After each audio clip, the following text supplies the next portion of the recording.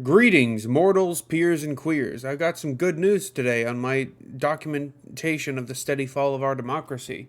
Ocasio-Cortez leads House bid to reverse EPA climate ruling. This is good. This is the kind of action I want to see out of Democrats. The House in recent weeks has taken several votes to protect individual liberties and reverse Supreme Court decisions on abortion last month. Now, the progressives are pushing to do the same for the court's landmark climate ruling, West Virginia v. EPA. But they're facing headwinds from some of their own party who have little interest in cracking open the Clean Air Act in election year. Representative Ocasio-Cortez is shopping a bill, H.R. 8395, to give the EPA the kind of broad authority to regulate greenhouse gas emissions from the power plants that the Supreme Court stripped away from it in its decision last month. Quote, "The bill itself is very narrow and tailored," Ocasio-Cortez said in the interview. "It's also quite short because all it seeks to do is update the language on generational shifting cited by the Supreme Court in their EPA ruling," end quote. The House has taken several recent votes to protect gay marriage, enshrine abortion, and contraceptive rights in response to the Supreme Court's overturning of Roe v. Wade last month. The bill united the party against what they believed are unpopular GOP positions, and the gay marriage measure appears to have a short shot at passing the Senate. With little chance of passing the evenly split Senate, Ocasio-Cortez's bill would be more of a messaging effort for Democrats, eager to show their displeasure with the court than they are still acting...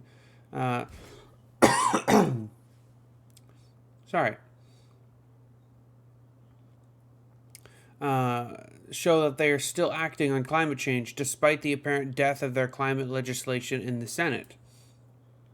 But Democrats are reversing the decision in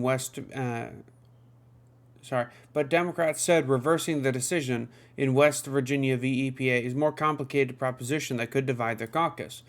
Quote, "First of all, we don't have the votes in either chamber to really do it right," Representative Jeff Huffman said. A progressive member of the House of Natural Resources Committee said in the interview.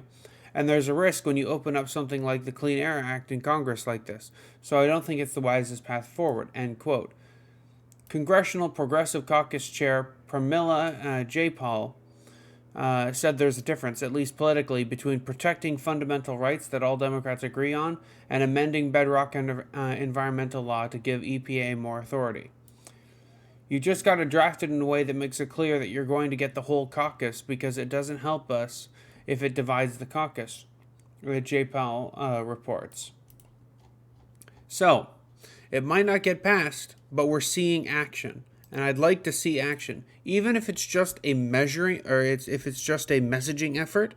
That still incites people to get working, gets boots on the ground. It excites people, gets them moving. You know, I don't want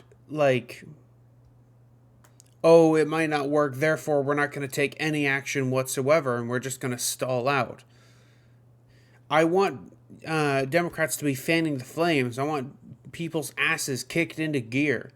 And I think even if it might come off as a bit of a virtue signal, I'd like to see that signal of hey, we're doing something. We believe in the fight. We're going to actually try, even if it's an uphill battle.